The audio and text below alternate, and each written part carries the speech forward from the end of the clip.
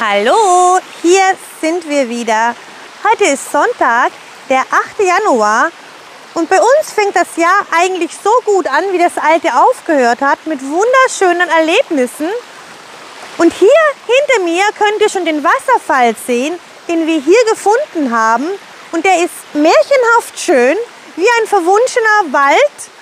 Und wo der genau ist und was wir hier sonst noch erleben, seht ihr jetzt im Video. Also bleibt dran.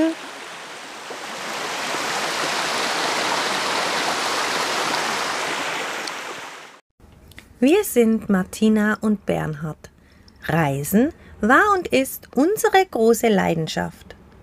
Unsere aktuelle Tour führte uns durch Afrika und Asien zurück nach Europa. Kommt mit und seid dabei.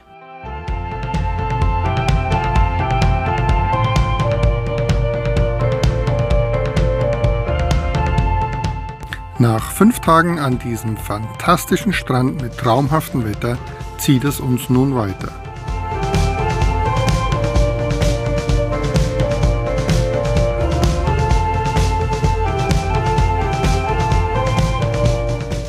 Dieser Strand war für uns der südlichste Punkt in Griechenland und ab jetzt geht es nur noch nordwärts. Stand here a while, take a little time. Since you went away. Nach knapp 30 Kilometer erreichen wir das kleine Hafenstädtchen Pylos und finden hier im Yachthafen einen wunderschönen Platz zum Stehen.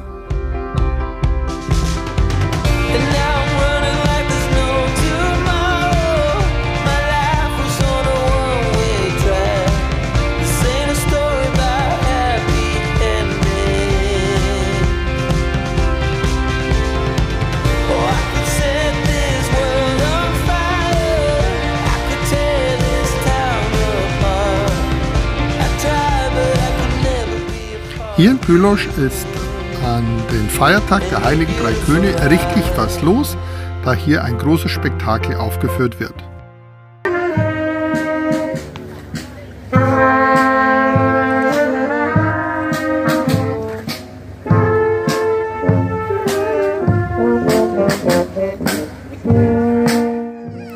Bei dem traditionellen Umzug wird dieses Kreuz in den Hafen und dann auf ein Boot gebracht.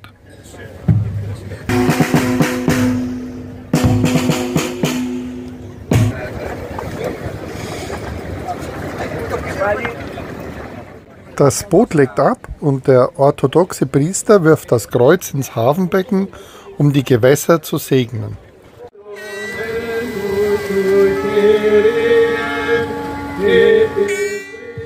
Die männliche Jugend des Ortes springt dann ins Wasser, um das Kreuz vom Hafenbecken hochzutauchen.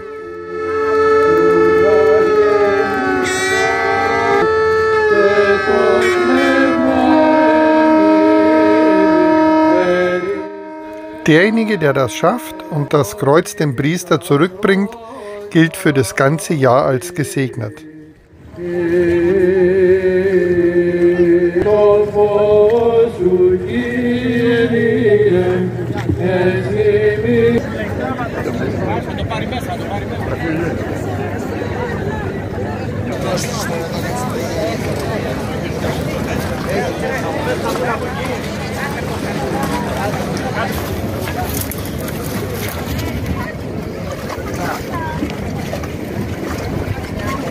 Εδώ καρέκλα και σκαλοπάτι.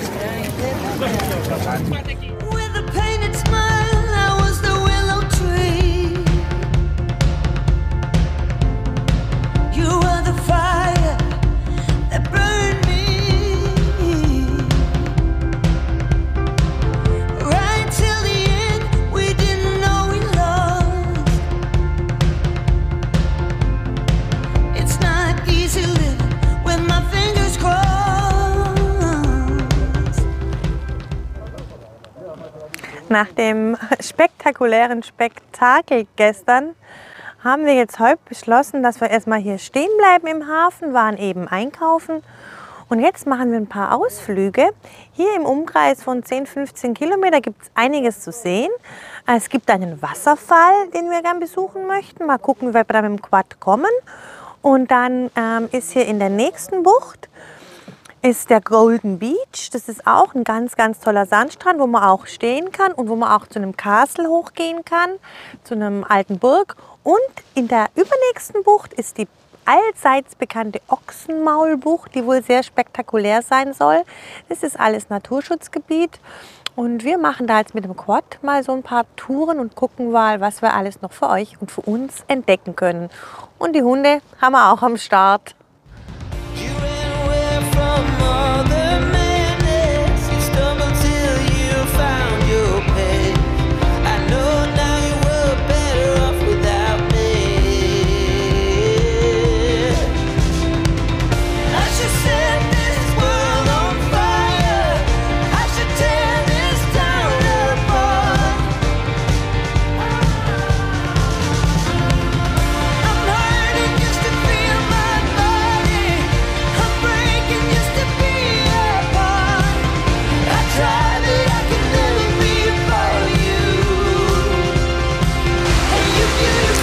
Wir sind jetzt mit dem Quad von unserem Stellplatz im Hafen circa 20 Minuten, 15 Kilometer, so eine kleine wilde Mausfahrt hierher gefahren. Und da vorne ist ein Parkplatz. Da waren sogar 2 Overlander-Mobile gestanden. Wir kommen jetzt mit unserem Fahrzeug hier nicht her, aber mit einem Van oder einem geländegängenden Fahrzeug kann man sogar hier um die Ecke stehen. Und dann muss man so 250 Meter, 300 Meter zu Fuß durch den Wald, ist ein bisschen auf und ab, ist so ein Trampelpfad, hierher zu diesem Wasserfall gehen. Und es lohnt sich auf jeden Fall. Im Sommer stelle ich mir das auch schön vor, wenn es richtig heiß ist, dann kann man hier durch diesen kühlen Wald gehen und hier mit Sicherheit auch baden oder sich unter dem Wasserfall duschen. Total wild romantisch.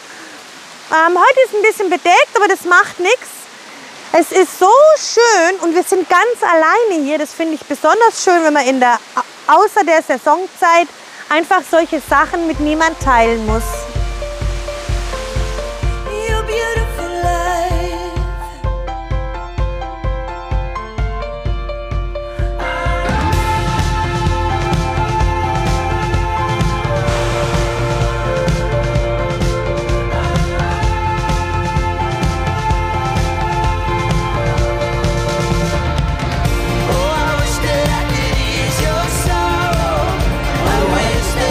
Wir wollen ja im neuen Jahr auch köstlich essen und gutes Essen zu uns nehmen und das haben wir heute vor.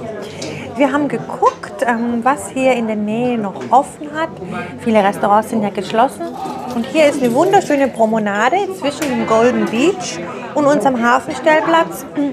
Und da hat es ein paar Restaurants, die noch offen haben und wir haben dann geguckt und in dem Restaurant, in dem wir jetzt sind, das ist ein Familienunternehmen und da kommen teilweise sogar die Leute aus Athen hierher gefahren, weil das wohl so lecker ist.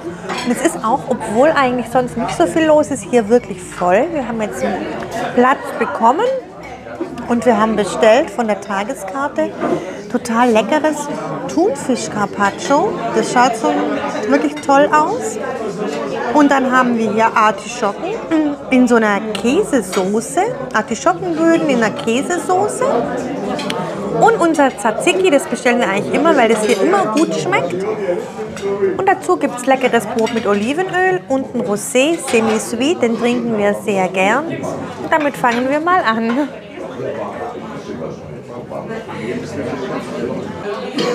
Kleiner Zwischenstand. Also die Küche hier ist schon sehr raffiniert. Wir haben das hier schon aufgegessen. Die Artischockenböden, die hatten so eine ganz feine parmesanige Soße, Joghurt-Parmesansoße. Die war im Mund so richtig fein und voll. Die war so lecker. Und dieses Thunfisch-Carpaccio, es ist von der Qualität her so toll. Das schmilzt wirklich im Mund. Also das ist wirklich High-End griechische Küche. Und es steht keinem italienischen Gourmet-Restaurant nach.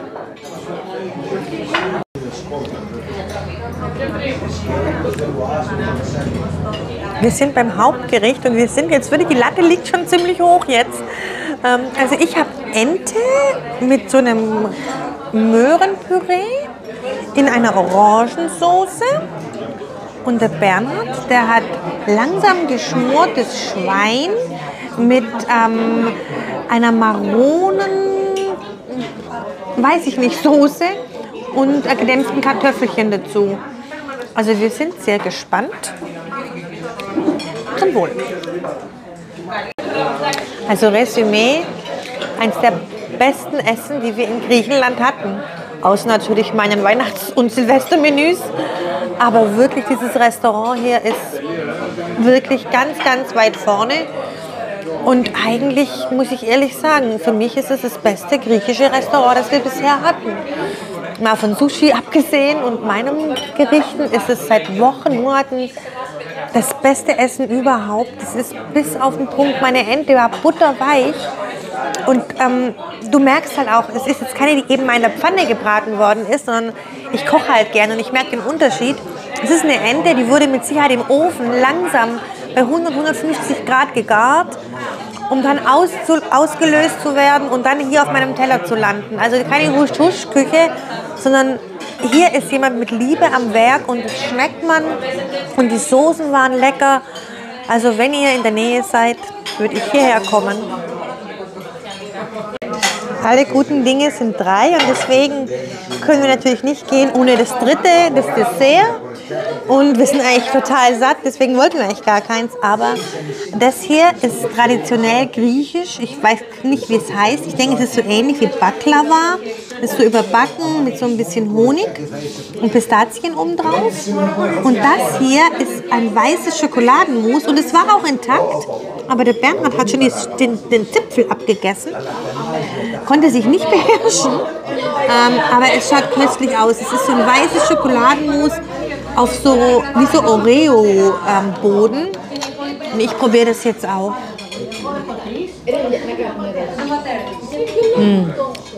Das sind gute Kalorien.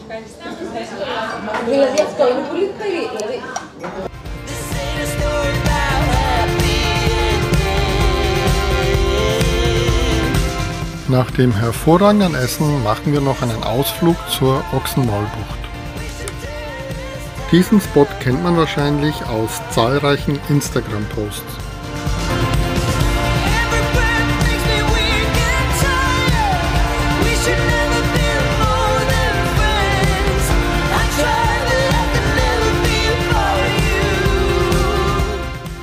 Nach einer weiteren ruhigen Nacht parken wir aus, da es uns weiter gegen Norden zieht.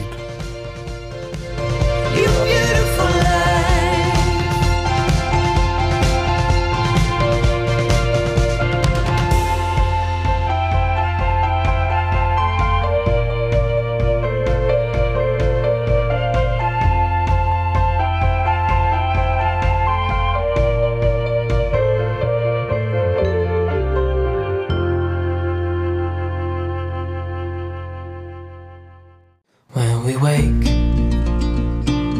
hear the birds and see the sun. Side by side our faces. Leider wird unsere Fahrt nach wenigen Kilometern durch einen Reifenplatzer abrupt gestoppt.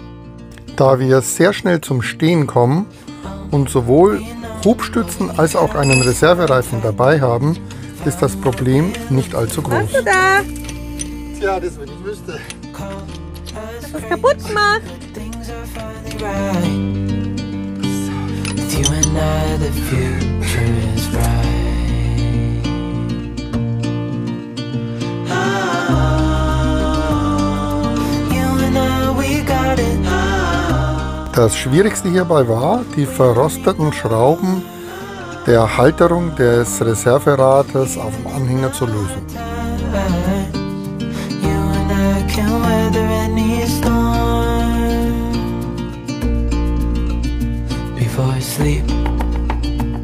Wir fahren nun erstmal mit dem Reservereifen weiter und über den ADAC haben wir Ersatzreifen bestellt, die in Patras bei uns bereit liegen, wenn wir dort eintreffen.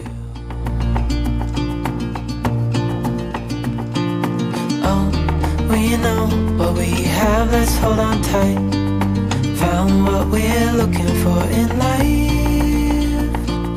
Call us crazy, but things are finally right. Nach dem Reifenwechsel fahren wir noch ca. 5 Kilometer weiter und verbringen die Nacht hier am Straßenrand mitten in der Ortschaft.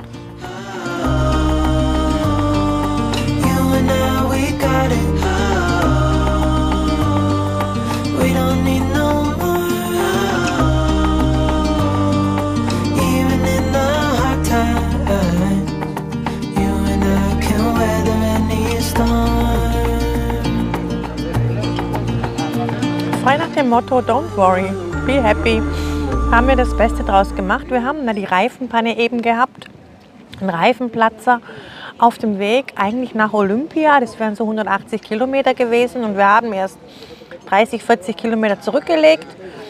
Und dann waren wir irgendwie mitten im Nirgendwo und dann haben wir einfach geguckt, wo ist das nächste Restaurant und wo ist die nächste Möglichkeit zum Stehen.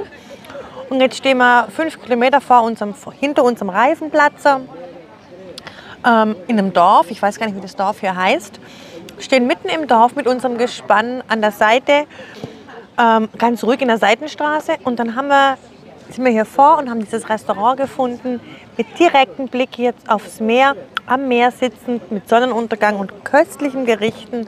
Und ich sag mal so, man kann immer das Beste daraus machen. Das Glas ist nicht immer halb voll oder halb leer.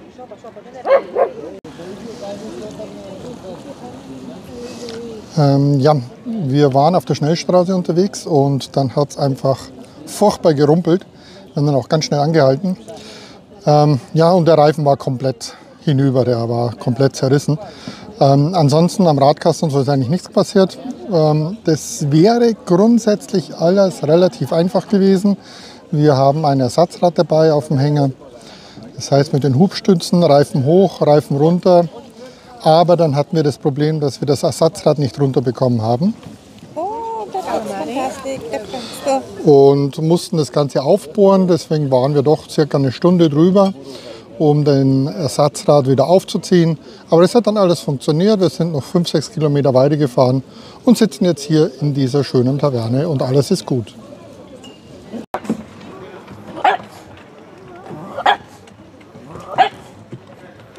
Was für ein aufregender Tag, der hier mit einem wunderschönen Sonnenuntergang endet.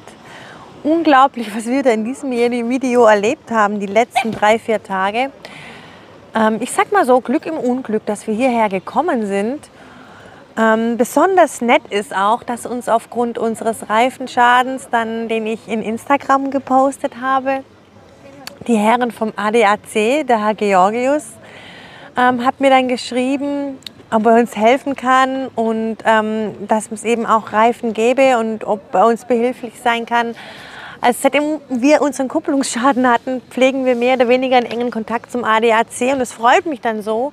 Wir konnten das Problem jetzt selber lösen und wir brauchen jetzt einen neuen Ersatzreifen, aber das dürfte jetzt nicht so schwierig sein. Aber ich finde es so schön, dass man dann auch jemand hat, wo man eben einen Ansprechpartner hat. Und nochmal ein dickes Lob an den ADAC Griechenland und schöne Grüße an Herrn Gregorius. Ich wünsche euch alles Gute und macht weiterhin so einen super Job. Eine Sache noch in eigener Sache. Es wäre schön, wenn ihr uns auf Instagram folgt. Da sind wir nämlich auch. Der Bernhard blendet es jetzt unten ein. Ja, und sonst würde ich mal sagen, bleibt dabei. Bei uns ist immer was los, geplant und ungeplant. Reist mit uns weiterhin durch Griechenland und wo auch immer es uns hin verschlägt.